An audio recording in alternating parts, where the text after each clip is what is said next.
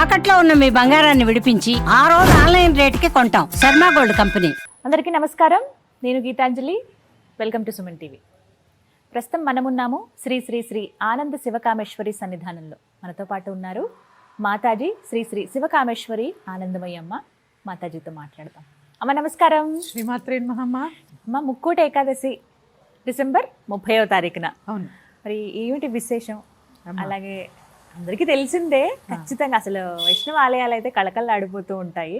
ఎప్పుడెప్పుడు వెళ్ళి దర్శనం చేసుకుందామా ఆ రోజని చాలా కుతూహలంగా ఉంటారు. ఏకాదశి ఎలాగో కాబట్టి ఏకాదశి వ్రతాలు ఉపవాసాలు చేసేవాళ్ళు ఉంటారు. కానీ ఆ రోజున అసలు ఏం చేయాలి, ఎటువంటి నియమాలు పాటించాలి, ఎలా పూజ చేసుకోవాలో మీ మాటల్లో. యాదేవి సర్వభూతేషు విష్ణుమాయేతి శబ్దిత. నమస్తశ్యై నమస్తశ్యై నమస్తశ్యై నమో నమః. సుమన్ టీవీ వీక్షిస్తున్న ప్రేక్షకులందరికీ కూడా శ్రీమాత్రే నమః. వైకుంఠ ఏకాదశి లేదా ముక్కోటి ఏకాదశి అని కూడా పిలుస్తూ ఉంటారు. విష్ణుమూర్తి 300 కోట్ల మంది దేవతలతో భూలోకానికి వచ్చి ప్రజలందరినీ ఆశీర్వదిస్తూ ఉంటారు. దర్శనమిచ్చే రోజు కాబట్టే దీన్ని ముక్కోటి ఏకాదశి అంటారు. అలాగే ఈ రోజుకి ప్రత్యేకత ఏంటి అంటే హాలాహలము అమృతము ఈ రోజే పుట్టాయని కూడా చెప్తూ ఉంటారు. శివుడు ఆ హాలాహలాన్ని సేవించింది కూడా ఇదే రోజుని కూడా చెప్తూ ఉంటారు. ప్రత్యేకించి అమ్మ ఏకాదశి ఉపవాసాలు ఏ ఏకాదశి చేయకపోయినా కూడా ఈ ముక్కోటి ఏకాదశి వ్రతం కనుక చేస్తే అన్ని ఏకాదశులు చేసినటువంటి ఫలితం వస్తుంది. ఎందుకంటే అసలు ఉపవాసం అంటే ఏంటి? ఉపవాసము అంటే దగ్గరగా నివసించడం, అన్నం మానేయడం కాదు కదా. మితంగా ఆహారం తీసుకుంటూ భగవంతుడికి దగ్గరగా ఉండడం ఉపవాసం. అది ఏకాదశి ప్రత్యేకంగా కూడా అదే చేస్తూ ఉంటారు. ధాన్యం తీసుకోరు, పళ్ళే తీసుకుంటూ ఉంటారు. ప్రత్యేకంగా ఈ ఏకాదశి నాడైతే తులసి తీర్థం ఒకటే తీసుకుంటారు, ఇంకేం తీసుకోరు. ఇలా వ్రతం చేయడం వల్ల, అలా నేను చేయమని అందరికీ చెప్పను, ఎందుకంటే అందరికీ షుగర్లు ఉన్నాయి. ఇప్పుడు నేను చెప్పాను అలా చేశారనుకోండి ప్రమాదం. మీ శరీరం నిలబడినంత వరకు ఆహారం తీసుకుని మితంగా ఆహారం తీసుకుంటూ ఏదో ఒక భగవన్నామం చేసుకుంటూ ఉండడం వల్ల తరిస్తాం. ఈ ఉపవాసాలు అవి ఎందుకంటే అమ్మ అంతర్ముఖ సమారాధ్య బహిర్ముఖ సుదుర్లభ. భగవంతుడు అంతర్ముఖుడై ఉన్నాడని చెప్పడానికే ఉపవాసాలు వచ్చింది. అందుకని భగవంతుడికి దగ్గరగా ఉండడం అంటే కదలకుండా పూజ గదిలో కూర్చోమని కాదు. సర్వాంతర్యామి అయినటువంటి భగవంతుణ్ణి నువ్వు ఆఫీస్కి వెళ్ళు, బస్సు ఎక్కు, ఎక్కడికి వెళ్ళు, ఏ పని చేసుకో, కానీ ఆయన అన్ని చోట్ల గుర్తించు, ఆయనతోనే ఉండు అని చెప్పేదే ఉపవాసం. మనం అసలు ఈ ఉపవాసాన్ని వేరే రకంగా తీసుకెళ్ళిపోతున్నాం, ఆహారానికి ముడిపెట్టేస్తున్నాం. ఉపవాసాన్ని భగవంతుడికి ముడిపెట్టాలి, భగవంతుడికి దగ్గరగా ఉండండి. ఇక ఏం చేయాలి అని అడిగారు, ఇదే చేయాలి. భగవంతుడికి దగ్గరగా ఉండాలి. విష్ణు సహస్రనామం చదవగలిగిన వాళ్ళు చక్కగా చదువుకోండి, లేనివారు వినండి, దేవాలయ దర్శనం చేసుకోండి. అలాగే చాలా ఇప్పుడు కేరళ అనంత పద్మనాభ స్వామి గుళ్ళో అయితే 21 రోజులు ఉత్సవం జరుగుతుందమ్మా. ఇప్పుడు విశేషంగా చేస్తారు. ఆయన ఉండడమే శయనంగా ఉంటాడు కదా, ఆయన ఇప్పుడు మేల్కొంటాడు కదా స్వామి. అందుకని చాలా పుణ్యకాలం, ఉత్తరాయణం అంటేనే పుణ్యకాలం కదా. అలాంటి ఉత్తర ద్వార దర్శనం చేసుకోవడం అనేది చాలా పుణ్యము. ప్రత్యేకించి ఇవన్నీ అందరూ చెప్తూ ఉంటారు. నేను చెప్పాలనుకుంటున్నది వేళం వెర్రిగా వెళ్ళిపోయి ప్రమాదాలు కొని తెచ్చుకోవద్దు.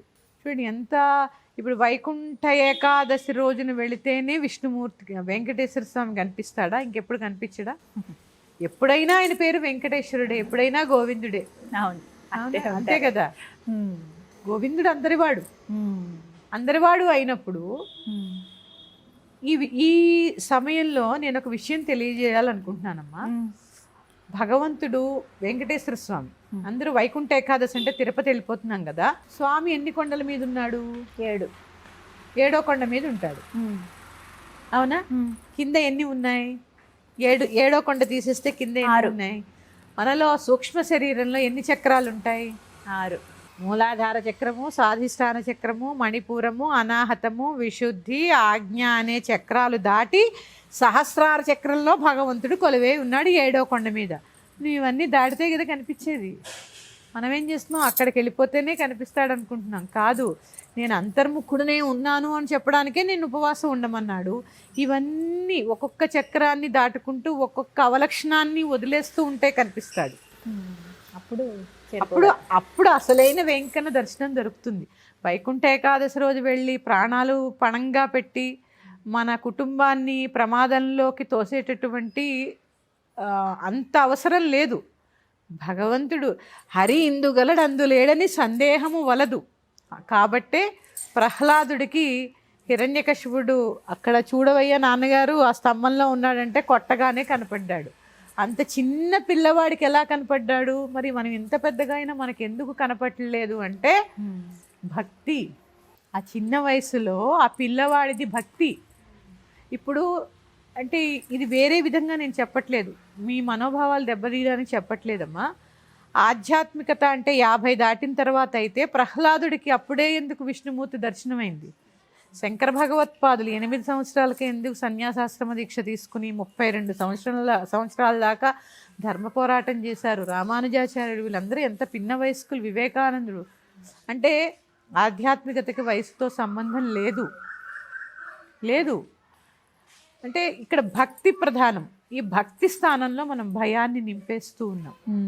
నింపేసి ఏం చేస్తాము? 1 సంవత్సరం వెళతాం, 2 సంవత్సరాలు వెళ్తాం వైకుంఠ ఏకాదశికి, 3వ సంవత్సరం వెళ్తాం, 4వ సంవత్సరానికి అదొక సెంటిమెంట్ అయిపోతుంది. అవును. ఫలానా తారీఖున ఫలానా సమయంలో కొంతమంది సమయాలు గడియలు విగడియల్లో 6 గంటల 1 నిమిషాలకి ఆ తిరుపతి వెంకన్న ముందు ఉండాలి అంటే ఉండాలంతే.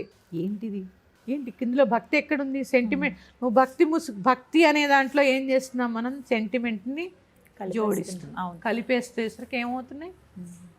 కొత్త వాళ్ళకి చూసే అవకాశం వస్తుందమ్మా? లేదు. మళ్ళీ వెళ్ళిన వాళ్ళే వెళుతూ ఉంటే కొత్త వాళ్ళకి అవకాశం ఎక్కడుంటుందండి? నిజంగా చెప్తున్నాను, అక్కడ దాకా స్వామివారిని చూడాలని చెప్పి ఎంత ఆర్తితో వెళుతామో 1 సెకండ్ కూడా చూసే సమయం లేక ఎంత బాధతో నిండిన హృదయంతో బయటకు వస్తున్నాం మనం. ఆలోచించండి ఒకసారి. ప్రశాంతంగా దర్శనం అవుతుందో? ఉత్తప్పుడే అలా ఉంటే మరి వైకుంఠ ఏకాదశి నాడు పాపం ఎంతమంది అమ్మ పోయిన సంవత్సరం ఎంత ప్రమాదాలు జరుగుతున్నాయి ఇక్కడ. అందుకని ఇంటి దగ్గర వెంకన్న గుడి ఉంటే చక్కగా దర్శనం చేసుకోండి.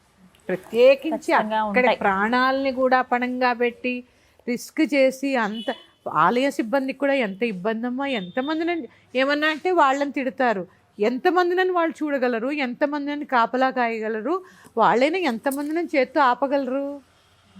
దానికైనా ఒక లిమిట్ ఉంటుంది కదా. అందుకని మనమే చక్కగా ఇంటి దగ్గర దేవాలయాలు దర్శించుకోండి. ఉపవాసం అంటే భగవంతుడికి దగ్గరగా ఉండండి. ఆ ఒక్కరోజు మీతో మీరు అంతర్ముఖులే ఒక నామం చేసుకోండి. ఇది అసలైన వైకుంఠ ఏకాదశి. ఉత్తర ద్వార దర్శనం అంటే ఏంటమ్మా? చక్కగా భగవంతుడు నిద్ర మేల్కున్నాడు, నువ్వు కూడా నిద్ర మేల్కో.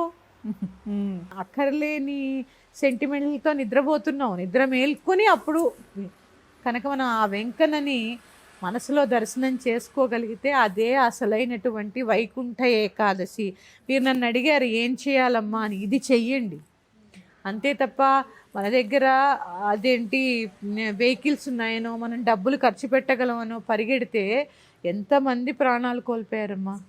అందుకని కొంచెమైనా అంటే అందరూ వినాలని ఆశిస్తున్నాను. ఏ కొద్ది మంది దాకా ఈ వీడియో చేరినా కూడా చాలా సంతోషం.